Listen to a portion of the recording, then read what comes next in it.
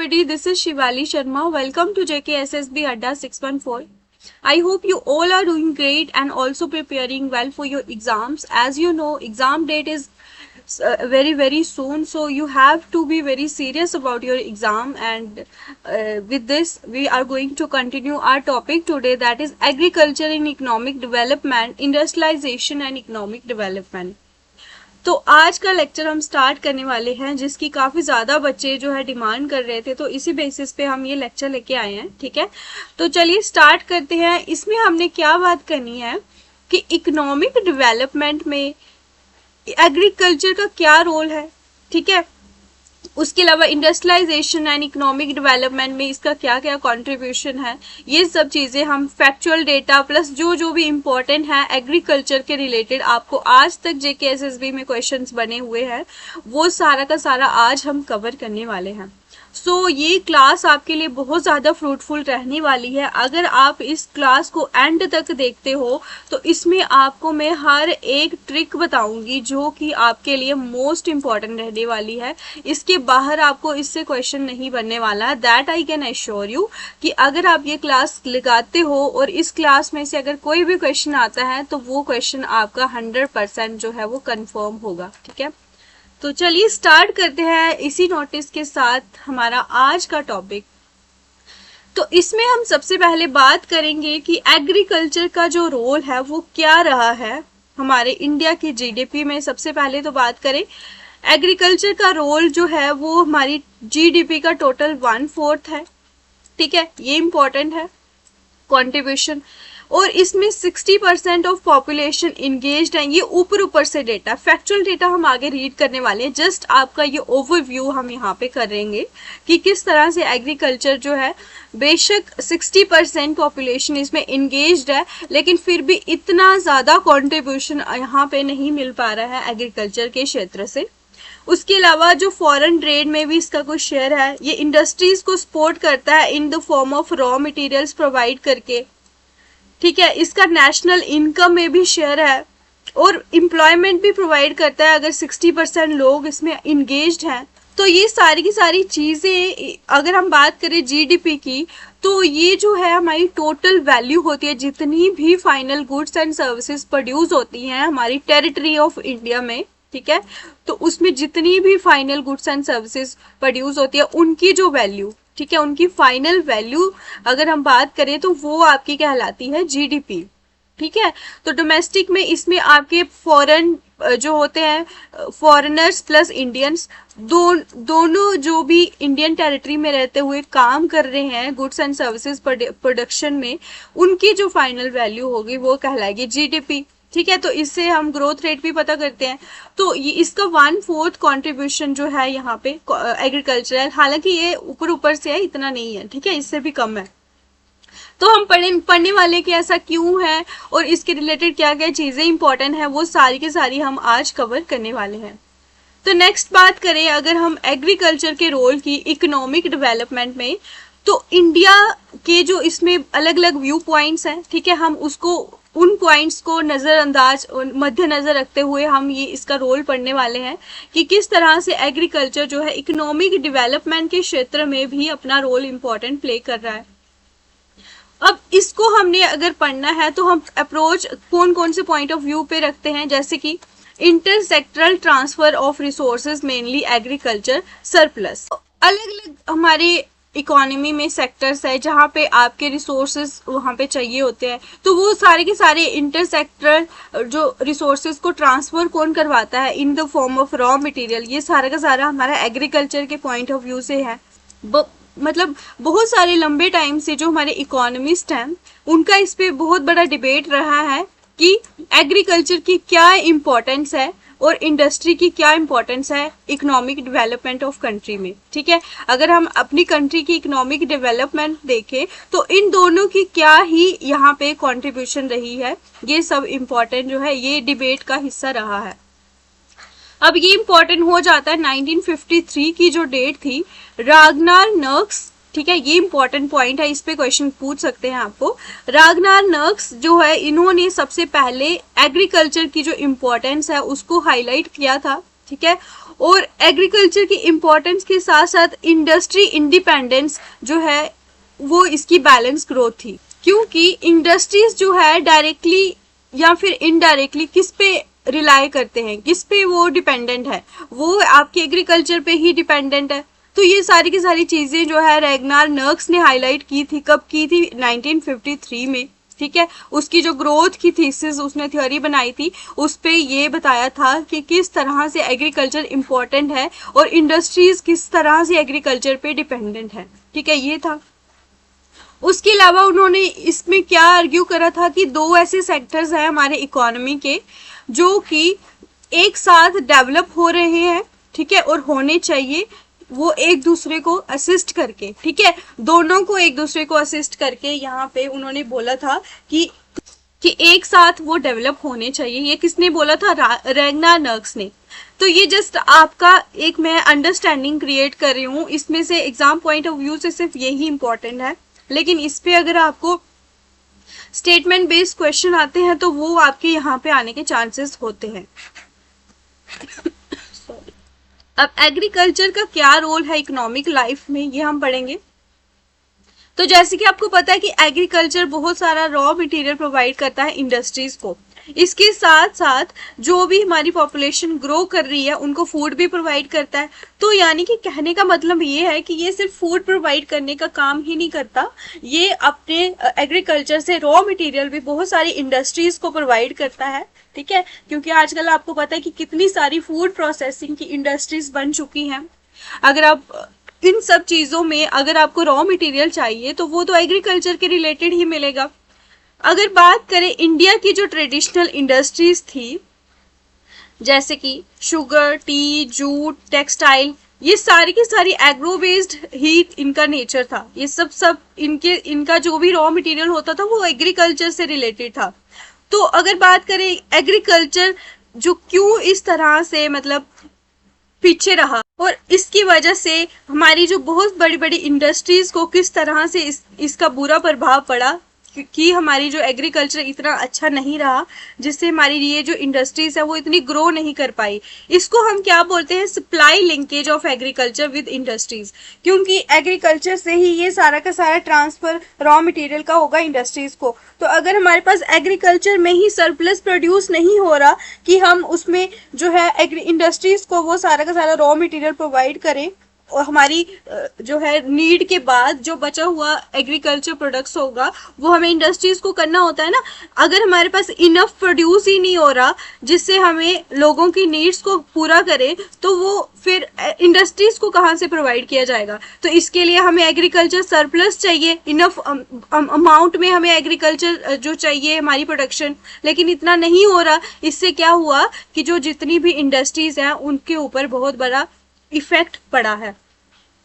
अब एग्रीकल्चर जो है इसका इंडस्ट्रीज के साथ लिंकेज, ये भी एक डिमांड है, क्योंकि अगर इंडस्ट्रीज के साथ लिंकेज क्यों इसकी डिमांड है? क्योंकि जो बेसिक इनपुट्स हैं जैसे कि केमिकल फर्टिलाइजर, पेस्टिसाइड्स एक्स्ट्रा, ये सब कौन क्रिएट कर रहा है डिमांड? ये एग्रीकल्चर क्रिएट कर रहा है डिमांड। अगर आपको खेतीबाड़ी करनी है तो आपको फर्टिलाइजर्स चाहिए ताकि आपकी ग्रोथ ज़्यादा हो प्रोडक्शन की। पेस्टिसाइड्स चाहिए कि आपकी फसलों के साथ जो भी घास फूस होती है वो आपकी वहाँ पे वो इतनी ना उग पाए, आपकी डायरेक्ट जो है फसल अच्छी हो, ठीक है, उसके लिए हम पेस्टिसाइड्स यूज़ करते हैं वीडिंग के लिए।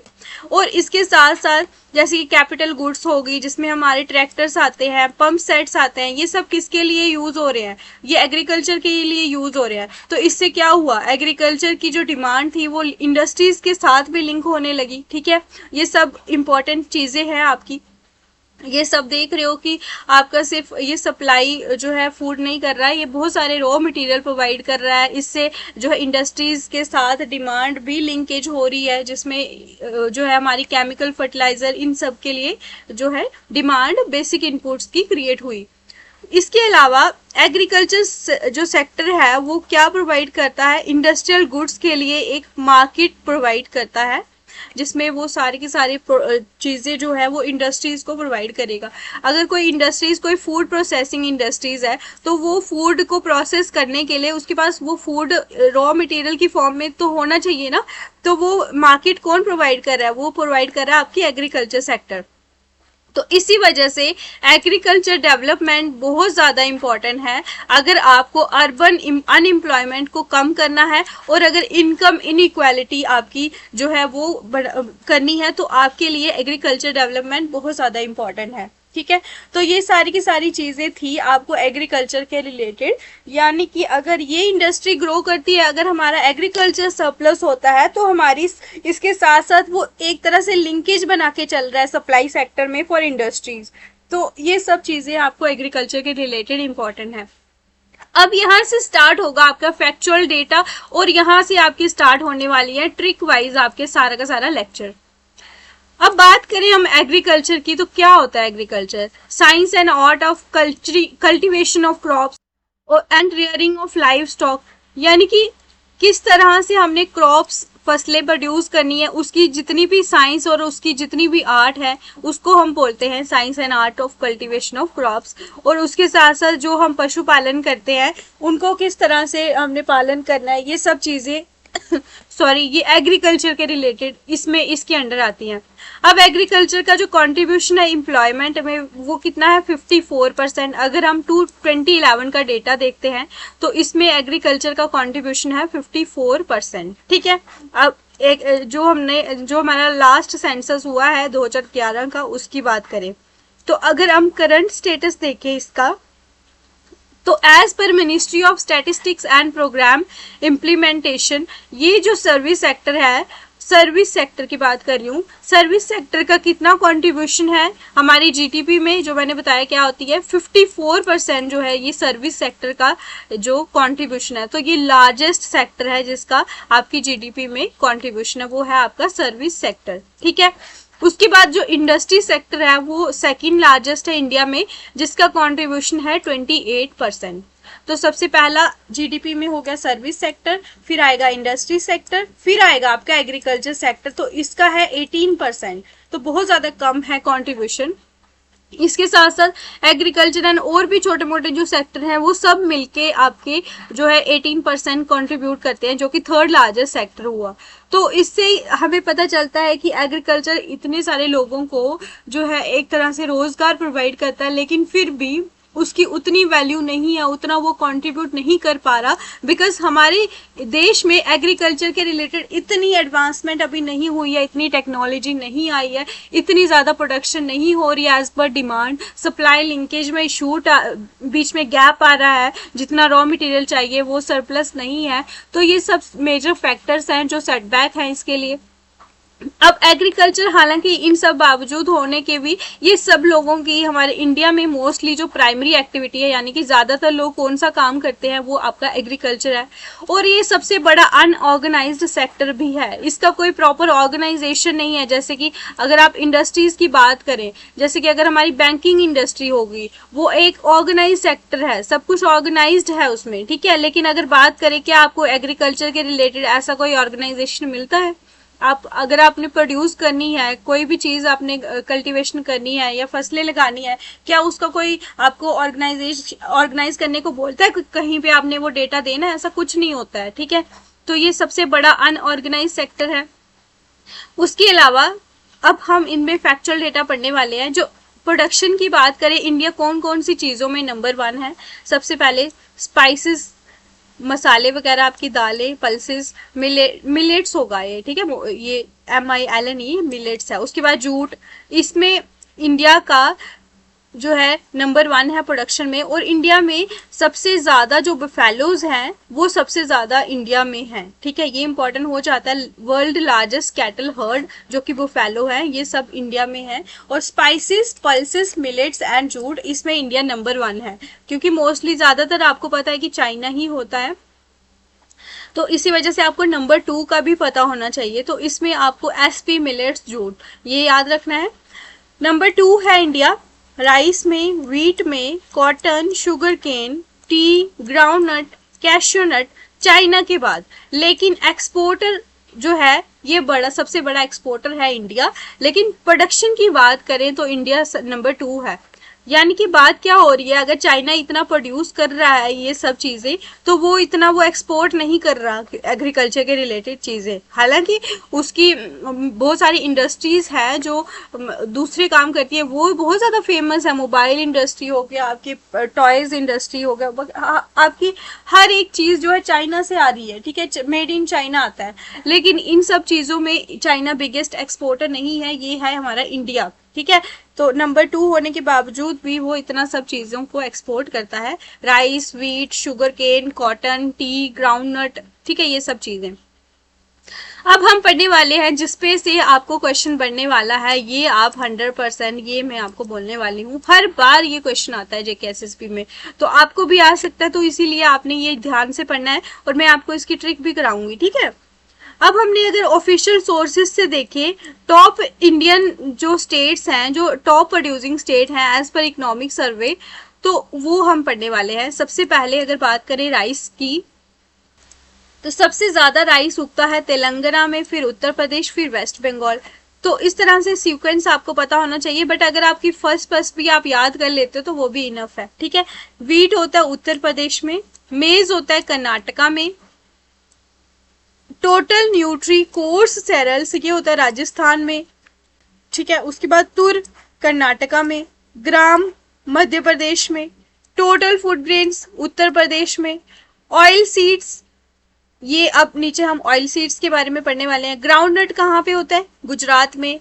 रेपसीड एंड मस्टर्ड होता है राजस्थान में। सोयाबीन होती है मध्य प्रदेश में। सनफ्लावर आता है आपका कर्नाटका में। टोटल ऑयल सीड सबसे ज्यादा कहाँ पे होते हैं, राजस्थान में। शुगर केन उत्तर प्रदेश में, कॉटन आपका गुजरात में, एंड जूट एंड मेस्ता आपका आता है वेस्ट बंगाल में। ओके तो इसको हम पढ़ने वाले हैं कि आपने इसको कैसे याद करना है। तो जैसे कि हमें पता है जब हम राइस बनाते हैं, एक होते हैं प्लेन राइस, एक होते हैं फ्राइड राइस। तो कुछ लोग होते हैं वो हेल्थ कॉन्शियस होते हैं, तो हम बोलेंगे कि राइस में तेल नहीं लगाना, यानी कि राइस में आप तड़का नहीं लगाना, आप इसको प्लेन राइस बनाना। तो तेल नहीं लगाना, तेलंगाना राइस में तेल नहीं लगाना, तो हो गया ना आपको लर्न। नेक्स्ट आएगा व्हीट कहाँ पे है, उत्तर प्रदेश में। तो जैसे कि आपके घर पे छोटे बच्चे होंगे, तो उनको अगर आप कोई चीज देते हो खाने को, ठीक है, तो वो उनके लिए अच्छी नहीं है, अगर उनके पेरेंट्स को पता चल जाता है, ठीक है, तो फिर क्या होता है कि आप पूछेंगे ना कि ये सब आपको किसने खिलाया, ठीक है। तो अब कोई बच्चा है आपके साथ, ठीक है, तो आप उसको क्या बोल रहे हो कि इतना ईट मत करना, ठीक है, इतना मत खाना, मुझे उत्तर देना पड़ेगा, मुझे जवाब देना पड़ेगा। क्या, इतना ईट मत करना, इतना मत खाओ, मुझे जवाब देना पड़ेगा, उत्तर देना पड़ेगा, किसको, तुम्हारे पेरेंट्स को। हो गया लर्न। अब आएगी आपकी मेज, आपकी होएंगी कर्नाटका में। तो आपको पता है जैसे टका आपने खाए होंगे, है ना, कुरकुरे जो होते हैं, तो हम क्या बोलेंगे कि तुम अब खाओ टकाटक और मजे करो, मेज करना, ठीक है, मेज करना, ठीक है, मजे करना टकाटक खा के। हो गए तीनों। राइस में तेल नहीं लगाना, इतना ईट मत करना, मुझे उत्तर कैसे देना है, उत्तर हो गया जवाब, मजे करो टकाटक खा के। नेक्स्ट है टोटल न्यूट्री कोर्स सेरल्स, ये कहाँ पे है, राजस्थान में। तो हम बोलेंगे कि जो राजस्थान में है ये राजा का स्थान है, ठीक है, क्या है ये, राजा का स्थान है। तो सारा कुछ जितनी भी न्यूट्री होगी और कोर्स सेरल्स होंगे तो वो तो राजा के पास मिलने ही है ना, वो राजा का स्थान है तो उसके पास तो भंडार होगा इन सब चीजों का। तो total nutri and course cereals हो गए राजस्थान में। तुर, हम बोलेंगे तुर ना कर, ऐसे हम इसको लर्न कर लेंगे, तुर ना कर, कर्नाटका हो गया, ठीक है, हो गया लर्न, तुर कर ऐसे हो गया। उसके बाद ग्राम मध्य प्रदेश, ग्राम क्या होता है, हम बोलेंगे ना विलेज, तो हम पूछेंगे तुम्हारा विलेज कहाँ पे है, तो वो बोलेगा क्या, मध्य में है, मध्य क्या हो गया, बीचों बीच, तो आपने कहाँ पे आना, मेरे विलेज में जो बीचों बीच है, ठीक है, तो ये इंपॉर्टेंट हो गया। उसके बाद टोटल फूड ग्रेन्स है आपकी उत्तर प्रदेश में। तो हमने ऊपर बात करा कि total nutri and source cereals जो है वो राजस्थान में है, राजा का स्थान है, राजा की जगह है। लेकिन टोटल फूड ग्रेन्स की अगर बात करें तो फिर ये कहाँ पे है, उत्तर प्रदेश में है।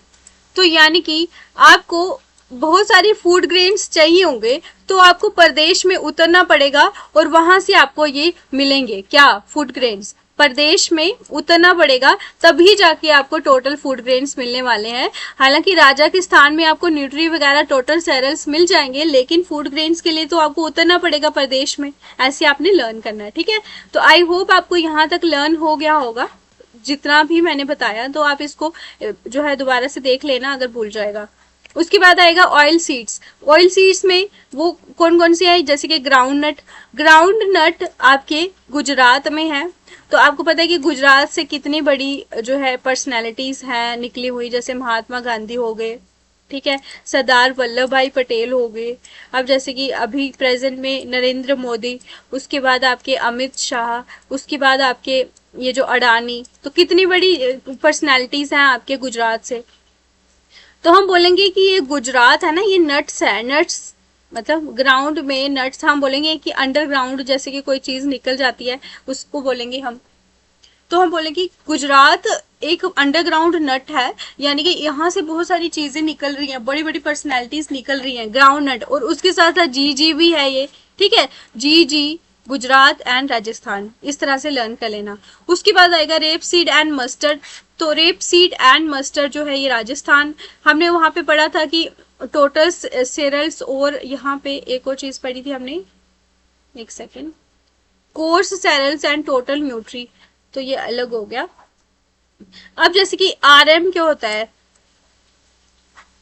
RM रिलेशनशिप मैनेजर, ठीक है। RM क्या हो गया, रेप सीड, M क्या हो गया, मस्टर्ड। रिलेशनशिप मैनेजर कौन होगा, आपका राजा। तो पहले कौन होता था, राजा। हम ऐसे याद करेंगे कि मेरा रिलेशनशिप मैनेजर कौन है, राजा, राजस्थान में, ठीक है। ऐसे लर्न कर लेना इसको। उसके बाद आएगा आपका सोयाबीन, मध्य प्रदेश। तो हम किसी को पूछेंगे कि मान लो किसी का पेपर है, ठीक है, तो हम बोलेंगे कि छोटा भीम कहाँ सोया है। बीन को बोलेंगे छोटा भीम, ठीक है, वो छोटा सा होता है ना, तो बोलेंगे कि छोटा भीम नहीं दिख रहा है, उसका पेपर है, वो कहाँ सोया हुआ है। तो उसकी मम्मी बोलेगी वो देखो बीच में सोया अपने भाई बहनों के, ठीक है, मध्य में सोया है, मध्य हो गया बीच, ठीक है। सोया भीम कहाँ पे सोया है, मध्य में जाके। उसके बाद सनफ्लावर, सनफ्लावर हो गया कर्नाटका। तो हम बोलेंगे कि सन के आगे फ्लावर नहीं करना, सूख जाएगा, धूप आएगी ना तो बहुत ज्यादा उसको धूप लगेगी तो वो मुरझा जाएगा। तो किसने फ्लावर्स लाए होंगे तो उसको बोलेंगे कि सन के आगे फ्लावर्स नहीं रखना, वो सूख जाएगा, सन के आगे फ्लावर ना करना, ठीक है। उसके बाद टोटल ऑयल सीड्स, हमने ऑयल सीड्स के ऊपर भी पढ़ा था, ये सब रिलेशनशिप मैनेजर और ये सारी चीजें हमने पढ़ी थी ना। तो ऑयल सीड्स भी टोटल कहाँ पे मिलेंगी हमें, राजस्थान में। उसके बाद शुगर केन जो होगी वो उत्तर प्रदेश में मिलेगी, ठीक है। तो शुगर केन ये इंपॉर्टेंट है क्योंकि ये जो है इस पे क्वेश्चन बहुत बार रिपीट हुआ है, और सनफ्लावर के ऊपर भी, कॉटन के ऊपर तो होता ही है, ठीक है।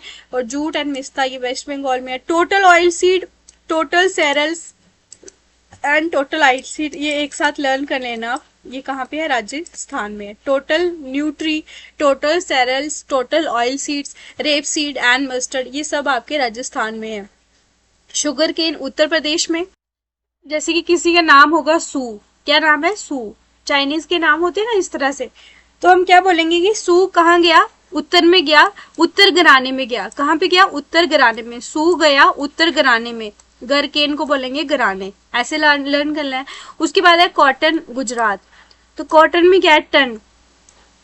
तो हम क्या बोलेंगे कि रात को टन, गुजरात का हो गया रात, कॉटन का हो गया टन। रात को टन्स ऑफ कॉटन भर के वो निकल गया कहाँ पे, अपने घर पे, ठीक है। रात को टन्स ऑफ कॉटन चुरा के वो अपने घर चला गया। शुगर केन का हो गया ना, सू जो है कहाँ पे गया, उत्तर घराने में। उसके बाद है जूट एंड मिस्ता, ये है आपकी वेस्ट बंगाल में। तो यहाँ पे जूते होते हैं ना, एक जूते छुपाने की रस्म होती है हिंदू मैरिजेस में। तो हम क्या बोलेंगे कि जूते छुपाने के लिए इतना पैसा लगेगा कि आपका बंगाल जाएगा, आपका वेस्ट बंगाल जाएगा। जूते छुपाए हैं ना जो हमने, उसके लिए आपको अगर वापस चाहिए तो इतना पैसा लगेगा कि आपका बंगाल जाएगा। ऐसे आपने लर्न कर लेना है, ठीक है। तो आई होप ये सारी चीजें आपको अच्छी लगी होगी और इससे आपको थोड़ा सा बेनिफिट मिला होगा आपके फैक्चुअल डेटा को लर्न करने के लिए। तो चलिए आगे स्टार्ट करेंगे हम फार्मिंग के बारे में। कितनी टाइप्स की फार्मिंग है, सबसे पहले तो आएगा प्रिमिटिव सबसिस्टेंस फार्मिंग। तो यहाँ तक अगर आप आ गए हो तो आपसे मैं यही रिक्वेस्ट करूँगी कि please like share and subscribe कीजिए और कमेंट्स भी करिए, क्योंकि अगर आप कमेंट नहीं करोगे और अगर व्यूज़ चाहे जितने भी आए, अगर मुझे कमेंट्स ही नहीं देखने को मिलेंगे तो मुझे क्या पता चलेगा कि आपको वीडियोज़ कैसी लग रही हैं। तो आप इसके लिए मेरे लिए एक कमेंट ज़रूर कीजिए अगर आपको अच्छी लग रही है वीडियोज़, ठीक है।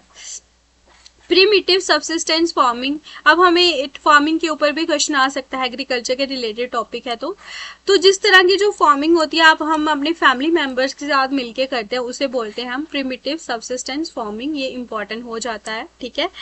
प्रीमिटिव सबसिस्टेंस, अपने सबसिस्टेंस के लिए, अपने रहने के लिए, अपने फैमिली मेंबर्स की हेल्प से हम जो फार्मिंग करते हैं। तो इसमें आपके कौन कौन से टूल्स यूज होते हैं? हो एंड डिगिंग स्टिक्स। तो इस तरह के ये टूल्स होते हैं, इस तरह का होता है ये, ठीक है। डिग करने के लिए, जमीन में खुदाई करने के लिए ये यूज होता है, ठीक है। इस तरह का होता है। तो इससे क्या होता है कि आसानी होती है जमीन खोदने में। इसका एम क्या है कि हमारी जो फैमिलीज की जो नीड है उसे फुलफिल करना। इसमें एग्जांपल्स आपसे पूछ सकते हैं कि प्रिमिटिव सबसिस्टेंस फार्मिंग की एग्जांपल क्या है। इसमें आएगी आपकी shifting cultivation, slash and burn cultivation and zoom cultivation. ये सब नॉर्थ ईस्ट साइड में जो कल्टीवेशन होती है, ये हम इसकी बात कर रहे हैं कि वो एक जगह पे कल्टीवेशन करते हैं, एग्रीकल्चर करते हैं, फिर शिफ्ट करते हैं। अब जैसे कि स्लैश एंड बर्न में क्या होता है, वहाँ पे खेती बाड़ी करके फिर वो पूरे के पूरे खेतों को जला देते हैं, फिर दूसरी जगह पे कल्टीवेशन करते हैं। और जूम कल्टीवेशन, ये सब क्या है, ये आपके मतलब ये सिर्फ आपके अपनी सबसिस्टेंस के लिए, अपनी नीड्स के लिए कल्टीवेशन होती है और इसी वजह से ये जगह जगह पे जाके कल्टीवेशन करते हैं। वो होती है आपकी प्रिमिटिव सबसिस्टेंस फार्मिंग। नेक्स्ट है आपकी इंटेंसिव सबसिस्टेंस फार्मिंग। ये जहाँ पे हाई पॉपुलेशन जो है फार्मर्स रहते हैं, फार्मर्स की बहुत ज़्यादा पॉपुलेशन होती है, वहाँ पे ये प्रैक्टिस करी जाती है ताकि वहाँ से वो प्रोड्यूस कर सके। छोटी सी अगर आपके पास ज़मीन है उसमें आप ज़्यादा से ज़्यादा जो है वहाँ पे लगा रहे हो लेबर्स, ठीक है। तो क्योंकि वहाँ पे पॉपुलेशन बहुत ज़्यादा है, हाई पॉपुलेशन फार्मर्स रहते हैं और छोटा सा लैंड का पीस होता है, उस पर वो प्रोड्यूस करते हैं। उससे आपको जो है मैक्सिमम प्रोड्यूस करते हैं, छोटे से जो है लैंड से मैक्सिमम प्रोड्यूस करना, वो होता है आपका इंटेंसिव सबसिस्टेंस फार्मिंग। तो इसमें बहुत ज़्यादा लेबर लगता है, ठीक है, और इसी वजह से इसे हम क्या बोलते हैं, लेबर इंटेंसिव फार्मिंग। ज़मीन छोटी होती है, लेबर ज़्यादा होती है और मैक्सिमम प्रोडक्शन होता है, ये याद रखना है। उसके अलावा कमर्शियल फार्मिंग जो होती है ये आपके जैसे कि कैपिटल एंड लेबर दोनों होती है, उनके दोनों को मार्केटिंग, ये जो प्रोडक्शन होती है, जैसे कि आपने कोई चीज़ सामान बेचना है मार्केट में तो उसके लिए ये प्रोडक्शन होती है ताकि हम दोनों कैपिटल और लेबर इंडस्ट्रीज इनको जो है केटर कर सकें, ठीक है। इसमें लेबर भी चाहिए होगा, ठीक है, इसमें कैपिटल भी चाहिए होगा और प्रोडक्शन हमने मार्केटिंग के लिए करनी है, बेचने के लिए करनी है, तो इसे हम बोलते हैं कमर्शियल फार्मिंग। इससे हमें पैसा आएगा। अब कौन कौन से मॉडर्न फार्मिंग इनपुट्स है जो जिससे क्या होगा कि हमारी प्रोडक्शन अच्छी होगी और पेस्टिसाइड्स वगैरह कम हो जाएंगे, ठीक है। तो इसमें आपकी अगर हाई यील्ड वेराइटी सीड्स आप करते हो तो ये मॉडर्न फार्मिंग में आता है, ठीक है। इससे आपको यील्ड अच्छी मिलती है, आपकी प्रोडक्शन अच्छी मिलती है। तो अगर आप फर्टिलाइजर्स यूज करते हो उसमें भी आपको ग्रोथ मिलती है। तो जैसे कि आपके कीटनाशक होते हैं, इंसेक्टिसाइड एंड पेस्टिसाइड, उन सबको मारने के लिए, तो जिससे होकर आपकी ग्रोथ अच्छी होगी। तो ये सब चीज़ें मॉडर्न फार्मिंग इनपुट्स में है, यानी कि ट्रेडिशनल एग्रीकल्चर में ऐसा नहीं होता था। उसके बाद आपके ट्रैक्टर्स आपके यूज़ होते हैं, क्योंकि पहले जो है इतना ज़्यादा ट्रैक्टर्स नहीं थे तो बहुत ज़्यादा टाइम लग जाता था आपकी जो खेतों को प्रिपेयर करने के लिए कल्टीवेशन से पहले। तो अब ट्रैक्टर्स आ गए हैं। जैसे कि आपकी एग्जांपल हम बात करें, प्लांटेशन क्रॉप एग्रीकल्चर हो रही है जहाँ पे एक सिंगल क्रॉप को एक बहुत बड़े एरिया में ग्रो करा जाता है। उसके अलावा जैसे कि टी हो गया, कॉफ़ी प्लांटेशन, राइस, ये सब आजकल जो राइस है ना, ये पंजाब में कमर्शियल क्रॉप है। इस पे क्वेश्चन आपसे आता है कि राइस जो है कौन सी स्टेट में कमर्शियल क्रॉप है, वो है पंजाब, ठीक है। और इसके अलावा प्लांटेशन एग्रीकल्चर, टी, कॉफ़ी, ये सब आपकी कमर्शियल फार्मिंग में आते हैं और कमर्शियल फार्मिंग में ही आपके मॉडर्न इनपुट्स आते हैं फार्मिंग के। और ये दोनों कैपिटल और लेबर इंटेंसिव दोनों में ये चीज़ें सेल करती है। तो ये सब चीज़ें हमने पढ़ी। अब इंडस्ट्रियलाइजेशन का इंडियन इकोनॉमी में क्या रोल रहा है वो भी हम पढ़ेंगे। हमने एग्रीकल्चर का पढ़ा तो इंडस्ट्रियलाइजेशन का भी हमने पढ़ना है। तो इंडस्ट्री सेक्टर हमने देखा ये सेकंड लार्जेस्ट सेक्टर है इंडिया में, ठीक है। और ये सेकेंडरी सेक्टर है। सबसे पहले कौन सा है? प्राइमरी सेक्टर हमारा एग्रीकल्चर, ठीक है, सबसे पहले लोग यहाँ पे जाएंगे काम करने। उसके बाद सेकंड जो है नंबर पे है आपका सेकेंडरी, वो है आपका इंडस्ट्री सेक्टर। ये इंपॉर्टेंट हो जाता है। इसका कंट्रीब्यूशन कितना है? अबाउट 28% इसका जो है वो कंट्रीब्यूशन है इंडस्ट्री सेक्टर का जीडीपी में, ठीक है। और इंडस्ट्रियल रेवोल्यूशन सबसे पहले स्टार्ट कहाँ पे हुई थी? इंग्लैंड में हुई थी, जब वहां पे जेम्स वाट ने स्टीम इंजन को इन्वेंट किया था। ये इंपॉर्टेंट हो जाता है। इंडस्ट्री रेवोल्यूशन इंग्लैंड में स्टार्ट हुई थी। इस पे क्वेश्चन आता है कैसे स्टार्ट हुई थी? जब जेम्स वाट ने स्टीम इंजन को इन्वेंट किया था। नेक्स्ट क्वेश्चन, 1818 में कलकत्ता में हमारी पहली कॉटन मिल इस्टेब्लिश हुई थी, जो कि एक कमर्शियल फेलियर था। ये जस्ट एक अटेम्प्ट था, लेकिन ये कमर्शियल फेलियर साबित हुआ था। फिर उसके बाद जो सेकंड कॉटन मिल हमारी आई थी वो बॉम्बे में आई थी 1854 में। ये इंपॉर्टेंट हो जाता है, ये सक्सेसफुल था, ठीक है। फर्स्ट आई थी आपकी कलकत्ता में 1818 में, that was a failure. Second आई थी आपकी बॉम्बे में। फिर हमारे कुछ इकोनॉमिक रिफॉर्म्स भी हैं जिसको हम बोलते हैं न्यू इकोनॉमिक पॉलिसी 1991 में। यहाँ पे हमने बहुत सारे रिफॉर्म्स लाए थे, क्योंकि हमारे पास उस टाइम पे बहुत ज़्यादा मतलब पैसे की कमी आ गई थी, जिसमें इंपोर्ट एंड एक्सपोर्ट में बहुत ज़्यादा जो है हमें वो हो रहा था। ना ही हमारे पास सिर्फ 2 हफ्ते का ही इतना पैसा बचा हुआ था कि हम इसको हमारे इंडिया में कुछ इंपोर्ट करा पाए। तो बहुत ज़्यादा मेजर इकोनॉमिक क्राइसिस आए थे 1991 में। तो उसको सॉल्व करने के लिए हमने रिफॉर्म्स लाए थे, जिसको बोलते हैं इकोनॉमिक रिफॉर्म्स या न्यू इकोनॉमिक पॉलिसी। उसके बाद मेजर आपका एलपीजी मॉडल दिखने को मिला था, क्योंकि पहले हमारी जो इंडस्ट्री जो हमारा इंडिया में काफ़ी ज़्यादा ये जो है लाइसेंस, परमिट, कोटा ये सब चलता था। हमें बहुत ज़्यादा मेहनत मुशक्कत करनी पड़ती थी प्राइवेट सेक्टर में। लोगों को सारा का सारा गवर्नमेंट सेक्टर में आता था, मैक्सिमम इंडस्ट्रीज। तो इन सबको रिफॉर्म्स लाके फिर इनको लिबरलाइज करा, ग्लोबलाइज मार्केट इसको प्रोवाइड करी, ठीक है, और प्राइवेटाइज करा, ठीक है। तो इसको हम एलपीजी मॉडल या फिर नरसिम्हा राव मॉडल भी बोलते हैं, नरसिम्हा राव मनमोहन मॉडल। तो नरसिम्हा राव उस टाइम के प्राइम मिनिस्टर थे, मनमोहन सिंह थे हमारे फाइनेंस मिनिस्टर। अब इसको हम एंटी पुअर या प्रो रिच मॉडल भी बोलते हैं, या फिर एलपीजी मॉडल भी बोलते हैं। ये इंपॉर्टेंट हो जाता है, ये यानी कि पुअर के अगेंस्ट था, रिच के फेवर में था, क्योंकि प्राइवेटाइज कर रहे थे सब कुछ। तो प्राइवेटाइज करने का मेन मकसद जो है आपको पता ही है, प्राइवेट इंडस्ट्रीज आएंगी तो मैक्सिमम प्रॉफिट मैक्सिमाइजेशन पे वो जाएंगी। तो इसी वजह से प्रो रिच बोला था और एंटी पुअर बोला था। उसके बाद ये हमारी जो इकोनॉमिक रिफॉर्म्स लाए थे, किसके लिए लाए थे? ग्रोथ एंड डेवलपमेंट के लिए। उसके अलावा जो इंडियन इकोनॉमी थी वो सोशलिज्म से प्राइवेट इकोनॉमी में गई थी, जहाँ पे सोशलिज्म में जो ज़्यादा चीज़ें क्या होती है कि जो स्टेट क्या चाहती है कि स्टेट में सब लोगों का वेलफेयर हो, लेकिन प्राइवेट इकोनॉमी में क्या होता है कि प्रॉफिट मैक्सिमाइजेशन होता है। तो इसी वजह से ये एक शिफ्ट था। उसके बाद गवर्नमेंट ऑफ इंडिया ने बहुत सारी पॉलिसी चेंज करी थी 1991 के बाद, और उसके बाद में इसका मेन ऑब्जेक्टिव क्या था कि प्राइवेट सेक्टर को सपोर्ट प्रोवाइड करना और हमारी इकोनॉमी को ओपन करना प्राइवेट सेक्टर के लिए। ये मेन इकोनॉमिक ऑब्जेक्ट था किसका? न्यू इकोनॉमिक रिफॉर्म्स का। इसमें स्टेट का जो रोल था उसको डिक्लाइन किया गया था, और जो हमारी प्राइवेट सेक्टर के रोल को बढ़ाया गया था। अब 1991 से पहले क्या था? लाइसेंस, कोटा एंड परमिट, ये सब लेना पड़ता था। कोटा मिलता था कि इतना % कोटा ही है प्राइवेट के लिए, आपको परमिशन लेनी पड़ती थी, परमिट लेना पड़ता, और लाइसेंस लेना पड़ता था अगर आपको कोई इंडस्ट्री सेटअप करनी है। तो उसके जो है बड़ा रेड टेपिज्म था उस टाइम पे, ब्यूरोक्रेसी में आपको पता ही है ये सब चीज़ें बहुत ज़्यादा इंपॉर्टेंट होती हैं आपको लाइसेंस लेने के लिए। तो ये सब चीज़ों के बाद लोग इंडस्ट्रीज और प्राइवेट सेक्टर में इतना नहीं आ पाते थे।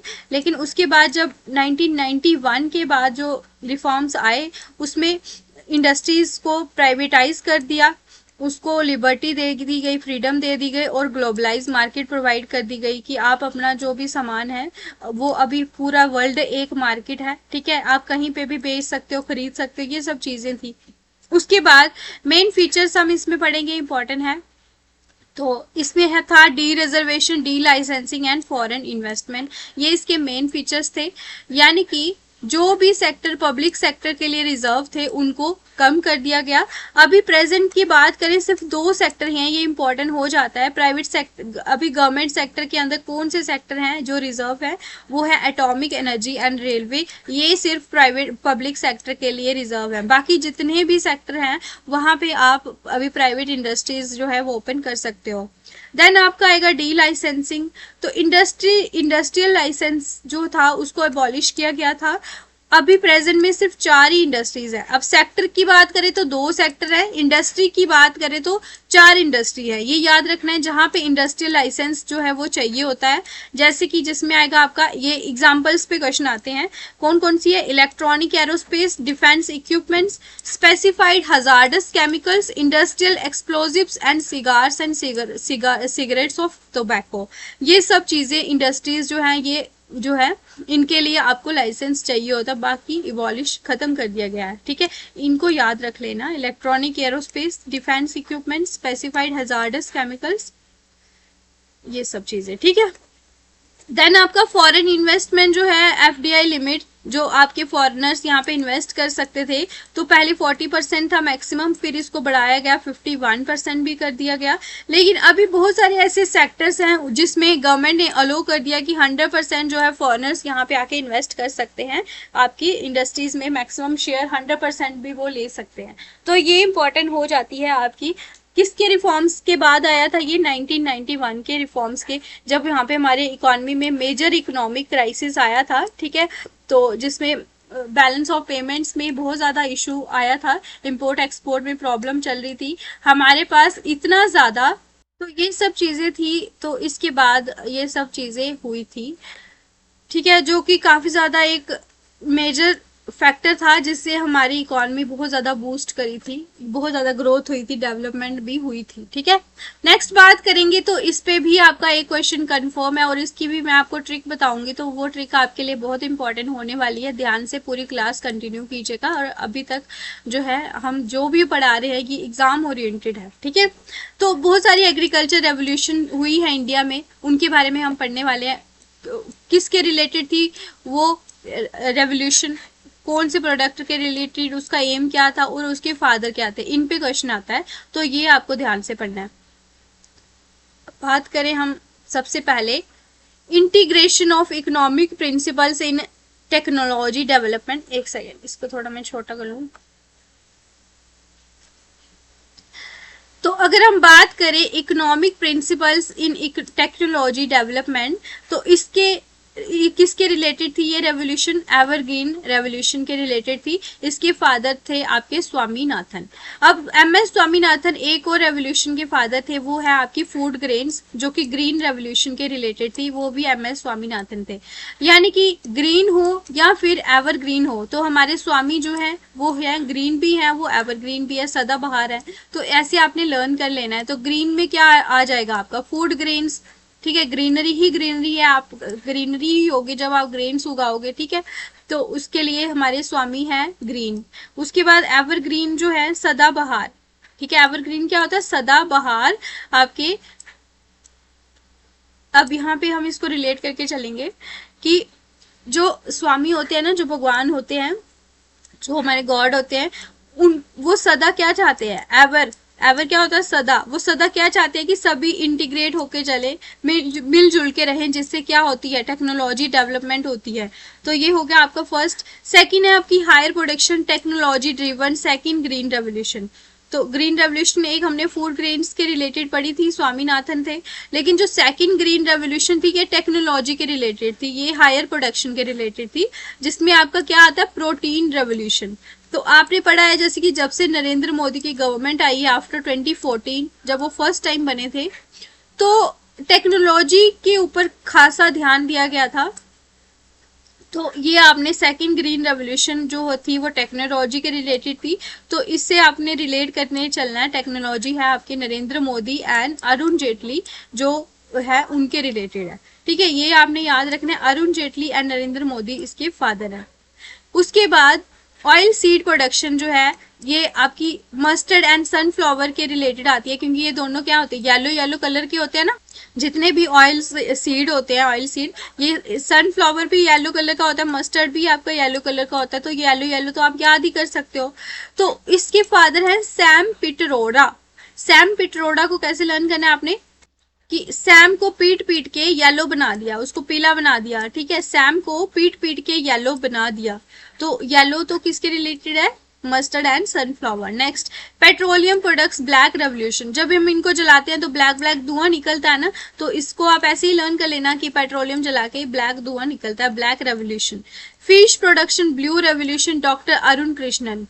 अब कृष्ण भगवान जो है उनका कलर कैसा होता है, ब्लू कलर होता है। ब्लू रेवोल्यूशन जो है ये इसके फादर हो गए अरुण कृष्णन। और ब्लू कलर जो है, पानी जो है होता है ना, आज ब्लू है पानी पानी, तो ब्लू क्या होता है, पानी के रिलेटेड होता है। और पानी जो है वो फिश में, फिश कहाँ पे होती है, पानी में होती है, तो फिश प्रोडक्शन ब्लू रेवोल्यूशन, और ब्लू है हमारे भगवान Krishna. Next, leather cocoa and non conventional products. अब ये सारी की सारी चीजें हैं, जैसे कोकोआ हो गया, लेदर हो गया, और नॉन कन्वेंशनल प्रोडक्ट्स, इनको ही बोलते हैं हम लेदर और कोकोआ को। तो ये सब किसके रिलेटेड है, ब्राउन रेवोल्यूशन के रिलेटेड है, और इनका कलर जो ब्राउन होता है, तो हम इनको ब्राउन कलर से याद करेंगे। नेक्स्ट है हमारा जूट प्रोडक्शन, ये गोल्डन फाइबर रेवोल्यूशन के रिलेटेड है। अब जूते छुपाएंगे, मैंने आपको बताया ना जूते छुपाते हैं हिंदूज में, तो जूते छुपाएंगे तो सालियां क्या बोलती हैं कि आपको इतना पैसा देना पड़ेगा कि आपको गोल्डन फाइबर हमें देना पड़ेगा। क्या देना पड़ेगा हमें, गोल्डन का फाइबर देना पड़ेगा अगर आपको जूते वापस चाहिए। जूते वापस इतने महंगे हो गए कि गोल्डन फाइबर आपको देना पड़ेगा, ऐसे आपने लर्न कर लेना, ठीक है। उसके बाद है फ्रूट्स हनी हॉर्टिकल्चर डेवलपमेंट, ये मोस्ट इंपॉर्टेंट है, इस पे क्वेश्चन आता है, ये गोल्डन रेवोल्यूशन के रिलेटेड है। निरपख तुतलेज जो है इसके फादर हैं।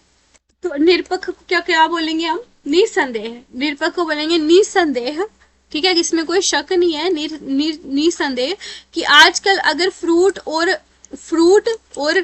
को बोलेंगे होर, हॉर्टिकल्चर है होर, अगर आपको फ्रूट और हनी लेना हो तो उसके लिए आपको मतलब एक तरह से गोल्ड खरीदने के बराबर है, कि आजकल इतनी महंगाई हो गई है कि निसंदेह निरपख कि गोल्ड के रिलेटेड है, कि मतलब सोना जितना महंगा है उतना ज्यादा अभी ये फ्रूट एंड हनी हो गया है, ऐसे आपने लर्न करना है। और फर्टिलाइजर जो है ग्रे रेवोल्यूशन है, तो ये ग्रे कलर का होता है, ठीक है। Onion pharmaceutical and prawn, OPP, ठीक है, ऑनियन PP, ये आप इसको ऐसे लर्न कर लेना। ऑनियन जो है पिंक के रिलेटेड है, ऑनियन PP भी पिंक हो गया, PP हो गया, P से पिंक हो गया ना, ऑनियन भी पिंक कलर का होता है, तो ये सब पिंक रेवोल्यूशन के रिलेटेड है। अब जैसे कि जो हमारी माता वगैरह होती है वो क्या होती है, लेडी होती है ना, फीमेल होती है, तो लेडीज को क्या होता है, पिंक कलर बड़ा पसंद होता है, तो दुर्गेश को हम बोलेंगे दुर्गा माता, दुर्गेश पटेल इसके फादर हैं, तो दुर्गा माता को पिंक कलर बहुत पसंद है, ऐसे आपने लर्न करना है। तो इन पे बहुत बार क्वेश्चन आपको अभी पूछने के चांसेस हैं, तभी मैंने ट्रिक बता रही हूँ। नेक्स्ट है आपका एग प्रोडक्शन पोल्ट्री प्रोडक्शन, ये सिल्वर कलर का होता है ना, एग और पोल्ट्री जो चीजें होती है, तो ये सिल्वर प्रोडक्शन रेवोल्यूशन हो गया। तो इंदिरा गांधी जो है ये मदर है इस रेवोल्यूशन की। तो आपने अगर इंदिरा गांधी की फोटोज देखी हैं तो वो ज्यादातर क्या होती है, ये व्हाइट कलर की साड़ी पहनते थे, तो उनको हम ऐसे याद करेंगे कि वो सिल्वर कलर की साड़ी पहनी हुई है उन्होंने, तो वो सिल्वर रेवोल्यूशन हो गया। नेक्स्ट है कॉटन है, ये सिल्वर फाइबर रेवोल्यूशन है, तो सिल्वर कलर की होती है कॉटन, तो लेकिन इसके फाइबर्स होते हैं ना, फाइबर्स होते हैं, तो इसी वजह से कॉटन को हम याद करेंगे सिल्वर फाइबर। लेकिन सिर्फ सिल्वर की बात करें वो आएगा आपका एग एंड पोल्ट्री। नेक्स्ट है मीट टोमेटो, ये सब रेड कलर के होते हैं, रेड रेवोल्यूशन हो गया। विशाल तिवारी, ठीक है, अब तिवारी जो है जब तिवारी को मार पड़ी तो वो लाल हो गया, ऐसे आपने लर्न करना है कि जो तिवारी को मार पड़ी तो वो लाल हो गया, ठीक है, टमाटोज उसके ऊपर पड़े विशाल के ऊपर, तो फिर जो तिवारी था वो लाल कलर का हो गया, ऐसे लर्न करना है। और जो पोटैटो है ये राउंड कलर होते, राउंड होते हैं ना, गोल होते हैं, तो ये हो गया इसके रिलेटेड राउंड रेवोल्यूशन, ठीक है। ये सारी मैंने आपको 5-6 मिनट में देखो सारी ट्रिक बता दी। तो अगर आपको लेक्चर अच्छा लग रहा है प्लीज कमेंट कीजिए। फूड ग्रेन्स का मैंने बताया था, एवरग्रीन एंड ग्रीन दोनों स्वामीनाथन है, MS स्वामीनाथन। और मिल्क जो है ये व्हाइट कलर का होता है, व्हाइट रेवोल्यूशन। और वर्गीस कुरियन, वर्गीस का हम बोलेंगे घीस, घीस क्या हो गया, घी बनता है ना दूध से, तो घीस किसका बनेगा, मिल्क का, हो गया लर्न। तो ये देखो आपका लेक्चर, मैंने कितना बड़ा लेक्चर, लोगों ने इसके 4-4 लेक्चर बनाने थे, मैंने आपको एक ही मैराथन लेक्चर में ही कंप्लीट करा दिया हुआ है, क्योंकि मुझे पता है कि अभी टाइम आपके पास इतना नहीं है कि आप एक एक जो है क्लास के 10-10 लेक्चर पढ़ो। तो मैंने कोशिश की कि मैं जितना हो सके इस क्लास में कम टाइम में ज़्यादा डेटा आपको बता सकूं। ज़्यादा खींचने से बेटर है कि जल्दी आपको डेटा मिल जाए और आप उसको अच्छे से पढ़ सको। ठीक है, तो अगर आपको हमारा लेक्चर पसंद आया हो तो प्लीज़ जो है चैनल को लाइक शेयर एंड कमेंट ज़रूर कीजिए हमारे लेक्चर पे, और इससे मुझे और भी मोटिवेशन मिलेगी। तो ये मैं आपसे प्रॉमिस करती हूँ कि अगर आज के इसमें आप 100 कमेंट्स प्लस आपके जो है 100 लाइक्स करते हो तो फिर मैं आपके नेक्स्ट लेक्चर भी इसी तरह से सारी की सारी क्लासेस टॉपिक पे लेके आऊंगी जो आपको अभी जिस पे मटेरियल नहीं मिल रहा है। ठीक है, तो ये मैं पूरी कोशिश करूंगी आपके एग्जाम तक सारा का सारा कंप्लीट कराने की। ठीक है, तो बाकी मिलते हैं आपको नेक्स्ट लेक्चर में। आप कंप्यूटर क्लास ज्वाइन कीजिएगा 4 o'clock, ठीक है, जिसमें आपको रिवीजन कराई जा रही है, तो वो आपके लिए बहुत इंपॉर्टेंट है। ठीक है, thank you so much, okay, all the best.